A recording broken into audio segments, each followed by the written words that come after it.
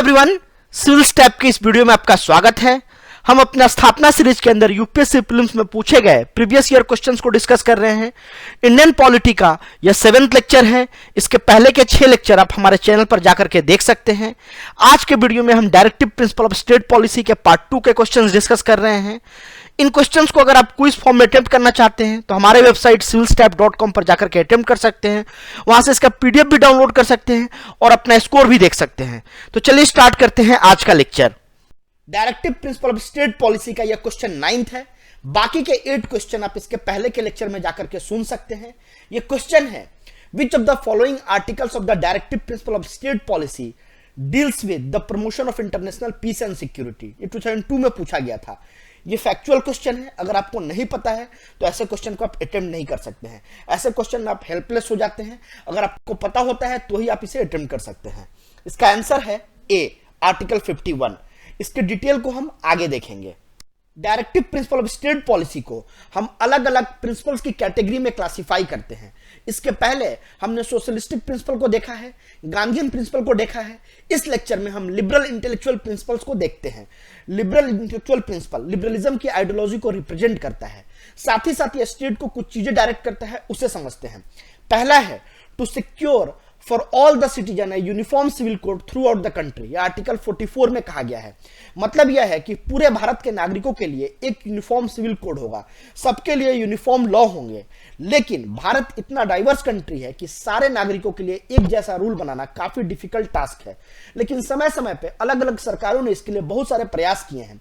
Law commission ने अलग अलग टाइम पे रिपोर्ट भी दिया है कि कैसे हम यूनिफॉर्म सिविल कोड को अचीव कर सकते हैं। लेकिन अब तक इस पे कोई भी कार्रवाई नहीं हो पाई है और अब तक हम भारत के नागरिकों को यूनिफॉर्म सिविल कोड नहीं दे पाए हैं। लेकिन स्टेट का यह दायित्व है, यह इसके लिए हमेशा प्रयास करती रहेगी और भारत के सभी नागरिकों को एक जैसे रूल प्रोवाइड करेगी। अगला है to provide early childhood care and education for all citizen until they complete the age of 6 year, article 45। हम यह राइट टू एजुकेशन में पहले भी देख चुके हैं। आप कमेंट में बताइए कि इस आर्टिकल के सब्जेक्ट मैटर को किस कॉन्स्टिट्यूशनल अमेंडमेंट के द्वारा चेंज किया गया था। हमने यह पॉइंट को राइट टू एजुकेशन में डिस्कस किया है। आप चाहें तो जाकर के हमारे पुराने लेक्चर भी विजिट कर सकते हैं। फिर है आर्टिकल 48, जिसमें यह कहा गया है कि एग्रीकल्चर को मॉडर्न साइंटिफिक लाइन पे अलाइन किया जाएगा, ऑर्गेनाइज किया जाएगा। जो भी एग्रीकल्चर नए इंप्रूवमेंट होते हैं उन्हें स्टेट इम्बाइब करने की कोशिश करेगी हमारे एग्रीकल्चर को इंप्रूव करने के लिए। यह आर्टिकल है 48। फिर आर्टिकल 48 यह कहता है कि स्टेट इन्वायरमेंट को प्रोटेक्ट करेगी, फॉरेस्ट को सेफगार्ड करेगी और वाइल्ड लाइफ प्रोटेक्शन भी करेगी। इसके लिए सरकार ने अलग अलग टाइम पे बहुत सारे रूल बनाए हैं। आपको पता होगा कि अलग अलग कैटेगरी है वाइल्ड लाइफ प्रोटेक्शन के लिए। टाइगर रिजर्व की भी एक कैटेगरी है, तो इसे आप ध्यान रखिए। आर्टिकल 48A है। फिर अगला है to protect monuments, places and objects of artistic of historic interest which are declared to be national monuments, national importance. ये आर्टिकल 49 है। इसका मतलब यह है कि जो भी हमारे नेशनल इंपॉर्टेंस के हिस्टोरिकल मॉन्यूमेंट्स हैं उन्हें भी स्टेट प्रोटेक्ट करेगी, उन्हें किसी तरह का हार्म नहीं होने देगी। फिर आता है आर्टिकल 50। यह जुडिशियरी से एग्जीक्यूटिव को सेपरेट करने की बात करता है। साथ ही साथ पब्लिक सर्विस का कोई इंटरफेरेंस ना हो जुडिशियरी में, इसे भी इंश्योर करना है स्टेट को। यह आर्टिकल 50 है, इसे आप ध्यान रखें, यह भी काफी इंपॉर्टेंट है। फिर है to promote international peace and security and maintain just honourable relationship between nations, to foster the respect of international law and treaty obligation and to encourage settlement of international dispute by arbitration। मतलब यह है कि Bharat international peace and security को बढ़ावा देगा, साथ ही साथ जो हमारे नाइबर्स कंट्रीज हैं उनके साथ रिलेशनशिप अच्छा करेगा, एक ऑनरेबल रिलेशनशिप बिल्ड करेगा और जो भी इंटरनेशनल लॉ एंड ट्रीटी है उसे भी सम्मान करेगा भारत, उसे रेटिफाई करने की कोशिश करेगा। ये सारे आर्टिकल 51 में कहे गए हैं, काफी इंपॉर्टेंट है। इसी आर्टिकल के बेसिस पे हम इंटरनेशनल जो कंट्रीज हैं उनके साथ पीस ट्रीटी साइन करते हैं और अलग अलग तरह की ट्रीटी साइन करते हैं जिससे एक ऑनरेबल रिलेशनशिप प्रमोट हो। और यह काफी इंपॉर्टेंट आर्टिकल है। इस पर यूपीएससी ने सवाल भी पूछा है, आपने देखा, और भी आगे भी सवाल पूछा है यूपीएससी ने, सिर्फ एक ही बार नहीं पूछा है। हमने 2002 का सवाल डिस्कस किया था, आगे हम देखेंगे कि और कब कब यूपीएससी ने सिर्फ इस पॉइंट पे सवाल पूछा है। इस सवाल को आप अटेम्प्ट कीजिए। अभी जस्ट हमने इसका कॉन्सेप्ट डिस्कस किया है। In the constitution of India promotion of international peace and security is included in the preamble of the constitution, directive principle of state policy, fundamental duties, 9th schedule. अभी अगर आपको याद हो कि आर्टिकल 51 को हमने डिस्कस किया है, जिसमें इंटरनेशनल पीस एंड सिक्योरिटी को प्रमोट करने की बात कही गई है, तो इसका आंसर है बी। आसानी से इसका आंसर आ जाता है, आप समझ सकते हैं। हमारा अगला क्वेश्चन है, the instrument of instruction contained in the government of India act 1935 have been incorporated in the Constitution of India in the year of 1950 as 2010 में पूछा गया था। इस क्वेश्चन को आप कॉमन सेंस के बेसिस पे भी अटेम्प्ट कर सकते हैं। फंडामेंटल राइट्स या सिटीजन को दिया गया है, या स्टेट के लिए इंस्ट्रक्शन नहीं है, इसमें किसी तरह का कोई इंस्ट्रक्शन नहीं है। अगला है extent of executive power of state, इस ऑप्शन का कुछ मतलब नहीं है। फिर अगला है conduct of businesses of the government of India, इसमें भी कुछ इंस्ट्रक्शन नहीं है और कॉन्स्टिट्यूशन में यह नहीं है। तो एक बचता है directive principle of state policy. तो आपको आसानी से कॉमन सेंस से भी समझ में आ जाएगा कि डीपीएसपी की मदद से स्टेट को इंस्ट्रक्शन दिया गया है, रिकमेंडेशन दिया गया है कि आगे के लॉ कैसे होंगे। तो अगर आपको नहीं भी पता है तो भी इस क्वेश्चन को सॉल्व कर सकते हैं। इसका आंसर है B, DPSP. Directive principles resemble the instrument of instruction enumerated in the Government of India Act of 1935। ये 1935 एक्ट का रिजम्बल है, दो भी हमारा अभी का directive principle of state policy है। इस पर बी आर अम्बेडकर ने कहा है, the directive principle are like the instrument of instruction which they are issued by the governor general to the governors of the colonies of India by the British government under the government of India act of 1935। What we call directive principle are merely another name of instrument of instruction. The only difference is that instruction is to legislature and the executive.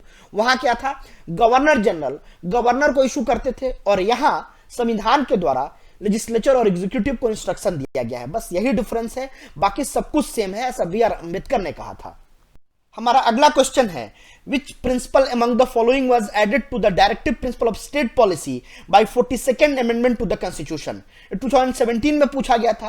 Completely factual question है, अगर आपको नहीं पता है तो इस question को आप अटेम्प्ट नहीं कर सकते हैं। आपका ऑप्शन ए है equal pay for equal work for both men and women, participation of workers in the management of industries, C है right to work, education and public assistance, D है securing living wages and human condition of work to workers. तो ये simple straight question है, अगर आपको नहीं पता है तो आप नहीं अटेम्प्ट कर सकते हैं। इसका आंसर है B, participation of workers in the management of the industries. संसद समय समय पे कॉन्स्टिट्यूशन में अमेंडमेंट करती है कॉन्स्टिट्यूशनल अमेंडमेंट एक्ट के द्वारा। ऐसे ही कुछ amendment directive principle of state policy के लिए भी किया गया है, उसे देख लेते हैं। 42nd अमेंडमेंट एक्ट ऑफ 1976 की मदद से डायरेक्टिव प्रिंसिपल्स में 4 चीजें जोड़ी गई थी, उसे देखते हैं। पहला है to secure opportunities for healthy development of children, ये आर्टिकल 39 है, हमने सोशलिस्टिक प्रिंसिपल में से देखा था। फिर है to promote equal justice and to provide free legal aid to the poor, ये आर्टिकल 39A है। इन दोनों को सोशल जस्टिस लाने के लिए ऐड किया गया था 42nd अमेंडमेंट एक्ट के द्वारा, इसे आप ध्यान रखें। फिर अगला है to take steps to secure the participation of worker in the management of the industries, article 43A। UPSC ने इसी से सवाल पूछा था, ये काफी इंपॉर्टेंट आर्टिकल, अभी हमने जस्ट इसको समझा। फिर है to protect and improve the environment and to safeguard forest and wild life, ये आर्टिकल 48A है। ये काफी इंपॉर्टेंट आर्टिकल है बिकॉज एनवायरमेंट का प्रोटेक्शन हमारा directive principle of state policy में है, इससे कभी भी यूपीएससी सवाल बना सकती है, तो इसे आप ध्यान रखें। इन सारे प्रोविजंस को आपको ध्यान रखना है। फिर 44th अमेंडमेंट एक्ट की मदद से यह ऐड किया गया था कि state to minimise inequalities in income, status, facilities and opportunities. State यह कोशिश करेगा कि इनकम इनइक्वालिटी कम हो, लोगों को सेम स्टेटस मिले, सेम अपॉर्चुनिटी मिले। यह आर्टिकल 38 है, काफी इंपॉर्टेंट है। फिर आता है 86th अमेंडमेंट एक्ट 2002, यह आर्टिकल 45 के सब्जेक्ट मैटर को चेंज करता है। हमने इसको फंडामेंटल राइट्स में भी देखा था और हमने अभी आपसे सवाल भी पूछा है कि किस अमेंडमेंट एक्ट की मदद से 45 का सब्जेक्ट मैटर चेंज किया गया था, तो उसका आंसर है 86th अमेंडमेंट एक्ट। इसमें अब क्या चेंज आया था, state to provide early childhood care and education for all children until they complete the age of 6 years। तो ये भी काफी इंपॉर्टेंट है, इसे आप ध्यान रखें। फिर आता है 97th अमेंडमेंट एक्ट 2011, इसमें कोऑपरेटिव सोसाइटीज की बात की गई है। स्टेट यह इंश्योर करेगा कि वॉलंटरली मैनर में कोऑपरेटिव सोसाइटीज स्टार्ट हों और वह एक डेमोक्रेटिक मैनर में काम करें, ना कि कुछ सर्टेन लोगों का वहां आधिपत्य हो। साथ ही साथ उसमें प्रोफेशनल मैनेजमेंट हो, यह भी स्टेट इंश्योर करेगा। ये सारे स्टेट की ड्यूटी दी गई थी इस अमेंडमेंट एक्ट की मदद से। हमारा अगला क्वेश्चन है, consider the following statements with reference to the Constitution of India, the directive principle of state policy constitute limitations upon. 1 है legislative function, 2 है executive function. Which of the above statements is are correct? कहने का मतलब यह है कि DPSP legislative function और executive function in दोनों में से किस पे लिमिटेशन लगाता है? आपका ऑप्शन ए है 1 ओनली, बी है 2 ओनली, सी है बोथ 1 एंड 2 एंड डी है नाइदर 1 नॉट 2. ये काफी अच्छा क्वेश्चन है. आप इस वीडियो को पॉज कीजिए और इस क्वेश्चन पे सोचिए आखिर ये क्वेश्चन पूछ क्या रहा है. ये काफी कॉन्सेप्चुअल क्वेश्चन है. यूपीएससी ने बहुत बार कॉन्सेप्चुअल क्वेश्चन पूछती है जिसमें सिर्फ फैक्ट से काम नहीं चलते हैं, कॉन्सेप्ट आपको पता होना चाहिए. अब देखिए, डीपीएसपी नॉन जस्टिसिएबल है. इनका वायलेशन होने पे आप सुप्रीम कोर्ट या और भी कोई कोर्ट अप्रोच नहीं कर सकते हैं. मतलब क्या है, नए लेजिस्लेशन पे कोई लिमिटेशन लगाती है, ना ही एग्जीक्यूटिव पे. मतलब ये सिर्फ एक रिकमेंडेशन है, ये बाध्य नहीं है लेजिस्लेचर और एग्जीक्यूटिव को उसे माने ही. तो ये काफी अच्छा क्वेश्चन था. आंसर होगा डी, नाइदर 1 नॉट 2. इन दोनों में से किसी पे भी लिमिटेशन नहीं लगाती है डीपीएसपी. तो ऐसे क्वेश्चन यूपीएससी बार बार आपको घुमाने के लिए पूछती है, आपको फंसना नहीं है इसमें. Directive principles of state policies के जो आइडियाज हैं उनको स्टेट को ध्यान में रखना है जब वो कोई पॉलिसीज या लॉ बना रहे होंगे. तब स्टेट पे, एडमिनिस्ट्रेशन पे, एग्जीक्यूटिव बॉडीज पे ये एक रिकमेंडेशन है, रिकमेंडेशन की तरह काम करती है. वो इसे बाध्य नहीं है फॉलो करने के लिए. किसी भी लेवल का गवर्नमेंट बाध्य नहीं है कि वो डीपीएसपी को फॉलो करे. और ये नॉन जस्टिसिएबल इन नेचर है, इसे लीगली इन्फोर्स नहीं किया जा सकता है किसी भी कोर्ट के द्वारा. बट आर्टिकल 37 में एक बात कहा गया है, उसे आप ध्यान रखिए.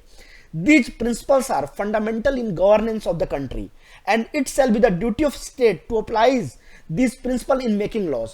मतलब यह है कि स्टेट जब भी गवर्नेंस करेगा तो उसके लिए एक प्रिंसिपल की तरह काम करेगा. इन प्रिंसिपल पे स्टेट चाहे तो काम कर सकता है. बस यही कहता है आर्टिकल 37. हमारा अगला क्वेश्चन है, Which of the following provisions of the Constitution of India have a bearing on education? ये 2012 में पूछा गया था. पहला है directive principles of state policy, दूसरा है rural and urban local bodies, तीसरा है 5th शेड्यूल, चौथा है 6th शेड्यूल और छठा है 7th schedule. Select the correct answer using the code given below. ऐसे क्वेश्चन को जनरली हम एलिमिनेशन मेथड से सॉल्व करते हैं, बट उस समय जब ये क्वेश्चन पूछा गया था तो इसमें एलिमिनेशन टेक्निक्स काम नहीं की थी, बिकॉज इसके जो ऑप्शन थे थोड़े वेग थे. अब देखिए, डीपीएसपी में तो एजुकेशन की बात की गई है, इससे आप एग्री करेंगे.